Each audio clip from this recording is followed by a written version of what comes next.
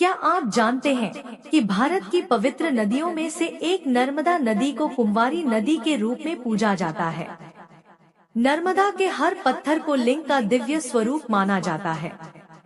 लेकिन क्या आपने कभी सोचा है कि देवी नर्मदा को कुंवारी क्यों कहा जाता है और यह नदी विपरीत दिशा में क्यों बहती है? इसके पीछे एक अद्भुत पौराणिक कथा छिपी हुई है, जिसे बहुत कम लोग जानते हैं। इस वीडियो में हम आपको बताएंगे कि राजकुमारी नर्मदा कुंवारी क्यों है और उनके इस स्वरूप के पीछे कौन सी रहस्यमयी कहानी जुड़ी हुई है।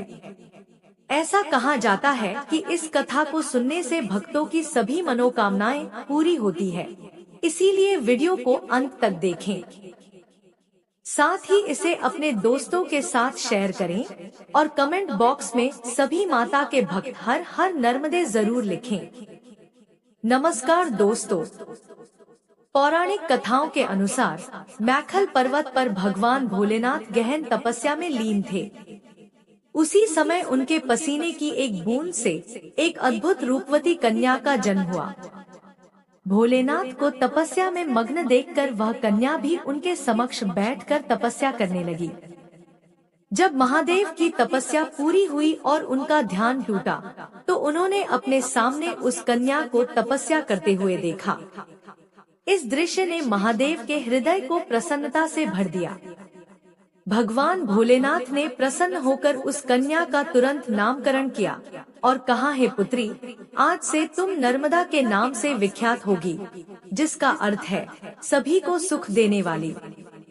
तुम्हारी तपस्या ने मुझे अत्यंत संतुष्ट किया है, इसलिए मैं तुम्हें अमरता का वरदान देता हूँ। संसार में चाहे कोई भी प्रलय क्यों न आए, तुम्हारा कभी नाश नहीं होगा। तुम्हारा नाम सदैव एक पाप नाशिनी नदी के रूप में लिया जाएगा। तुम्हारे तट पर मिलने वाला पत्थर नर्मदेश्वर शिवलिंग कहा जाएगा। वह बिना प्राण प्रतिष्ठा के भी पूजनीय होगा। तुम्हारे तटों पर शिव, पार्वती और सभी देवताओं का वास होगा। इसके साथ ही तुम संसार की ऐसी एक महानदी होगी, जिसकी परिक्रमा करने का विशेष महत्व होगा। मगरमच्छ, जिसे जल का सबसे शक्तिशाली जीव माना जाता है, वह तुम्हारी सवारी होगा। दोस्तों, जिस पर्वत पर भगवान भोलेनाथ ने माता नर्मदा का अवतरण किया, वह मैखल पर्वत था। इसी कारण माता नर्मदा को राजा मैखल की पुत्री कहा जाता है। समय बीतने के साथ नर्मदा युवा हो गई। इस परिपक्व अवस्था में राजा मैखल ने राजकुमारी नर्मदा के लिए एक योग्य वर तलाशने का निश्चय किया। अपनी अलौकिक कन्या के लिए उन्होंने यह शर्त रखी कि जो भी राजकुमार दुर्लभ गुलाब कावली का फूल लाकर उनके समक्ष प्रस्तुत करेगा, वही नर्मदा से विवाह करने का अधिकारी होगा। यह शर्त अत्यंत कठिन थी, जिसे कई राजा महाराजा प्रयास करने के बावजूद पूरा नहीं कर सके। समय बीतता रहा और इसी बीच राजकुमार सोनभद्र ने अपनी अद्वितीय वीरता और साहस का परिचय देते हुए गुलाब कावली का दुर्लभ फूल प्राप्त किया और राजा मैखल के समक्ष प्रस्तुत कर दिया। सोनभद्र की इस वीरता से राजा मैखल अत्यंत प्रसन्न हुए और उन्होंने राजकुमारी नर्मदा का विवाह सोनभद्र से करने की सहमति दे दी। यह शुभ समाचार पूरे राज्य में फैल गया और हर ओर हर्ष और उल्लास का माहौल छा गया। कुमारी नर्मदा ने अब तक राजकुमार सोनभद्र को देखा नहीं था, लेकिन अपने पिता राजा मैखल के मुख से उनकी वीरता और गुणों की प्रशंसा सुनकर उनके मन में राजकुमार से मिलने की तीव्र इच्छा जाग उठी। राजकुमारी नर्मदा ने अपनी दासी जोहिला को बुलाकर कहा, हे जोहिला, मेरे विवाह में अधिक समय शेष नहीं है, लेकिन मैं राजकुमार सोनभद्र से कुछ बातें करना चाहती हूँ। मेरा संदेश उन्हें पहुँचाना आवश्यक है और मेरी आज्ञा है कि तुम यह संदेश लेकर उनके पास जाओ। जोहिला ने राजकुमारी से निवेदन किया, यह एक पावन अवसर है, लेकिन मेरे पास ऐसे उपयुक्त वस्त्र और आभूषण नहीं है, जिनके साथ मैं राजकुमार के सामने जा सकूं। मैं आपसे अनुरोध करती हूँ कि कृपया मुझे अपने वस्त्र और आभूषण प्रदान करें, ताकि मैं सम्मानपूर्वक आपका संदेश उन तक पहुंचा सकूं। राजकुमारी नर्मदा ने अपनी दासी की यह प्रार्थना स्वीकार कर ली और अपने वस्त्र आभूषण देकर जोहिला को राजकुमार सोनभद्र के पास अपना संदेश पहुंचाने के लिए विदा किया। जोहिला जब राजकुमारी नर्मदा का लेकर राजकुमार सोनभद्र के पास पहुंची, तो राजकुमार के रूप और वैभव को देखते ही उसकी सुध बुध खो गई। राजसी आभूषणों से सजी जोहिला राजकुमार के सामने स्वयं को माता नर्मदा के रूप में प्रस्तुत कर बैठी। राजसी वस्त्रों और आभूषणों में सजी इस कन्या को देखकर राजकुमार सोनभद्र भी जोहिला को राजकुमारी नर्मदा मानने की भूल कर बैठे। उन्होंने जोहिला को नर्मदा समझते हुए अपना प्रेम प्रस्ताव उसके समक्ष रख दिया। जोहिला ने राजकुमार का प्रेम प्रस्ताव बिना किसी संकोच के स्वीकार कर लिया। इस बीच जोहिला को गए हुए काफी समय बीत चुका था और माता नर्मदा का धैर्य जवाब देने लगा। उनके मन में चिंता और उत्सुकता बढ़ गई। अंततः उन्होंने स्वयं राजकुमार सोनभद्र से मिलने का निश्चय किया। राजकुमारी नर्मदा राजमहल से निकलकर उस स्थान पर पहुंच गई, जहां उन्होंने जोहिला को अपना संदेश लेकर भेजा था।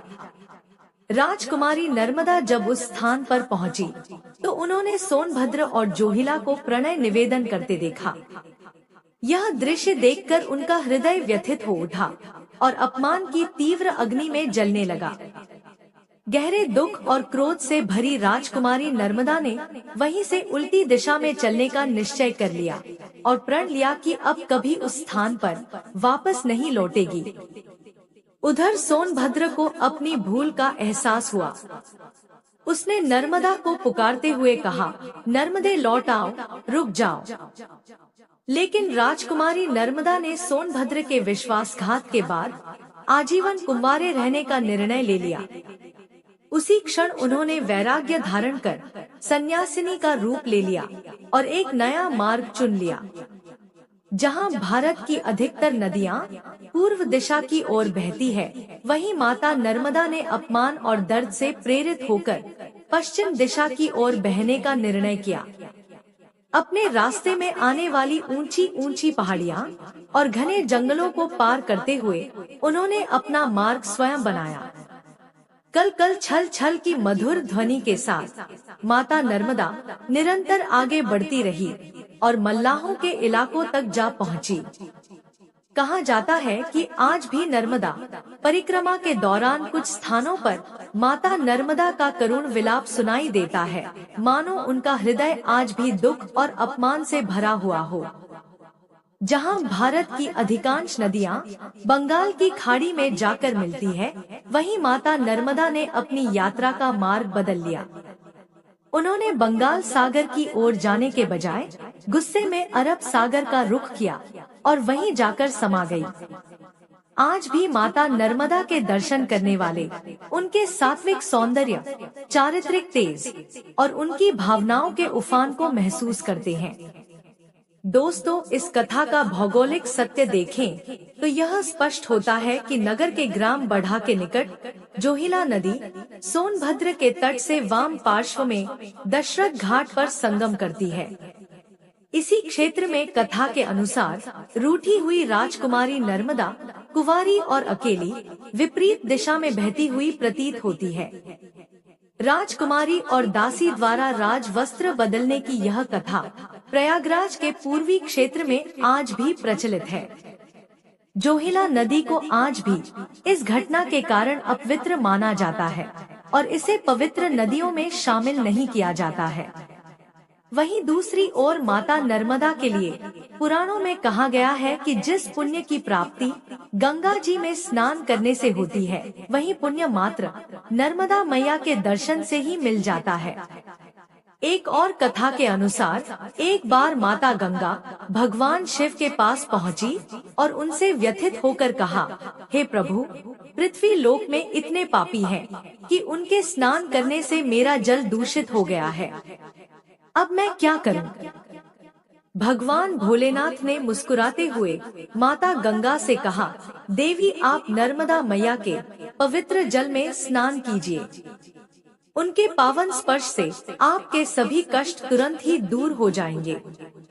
तभी से यह परंपरा बनी कि ग्रहों के विशेष योग पर माता गंगा स्वयं नर्मदा मैया के पावन तट पर स्नान करने के लिए आती है।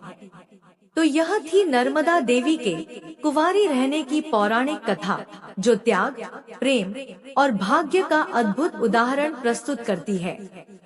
नर्मदा मैया आज भी अपने पवित्र जल और दिव्यता के लिए जानी जाती हैं, और उनकी परिक्रमा करने वाले भक्त उनके कुंवारी रूप की महिमा को नमन करते हैं।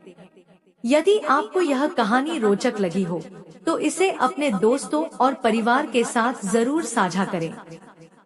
धन्यवाद।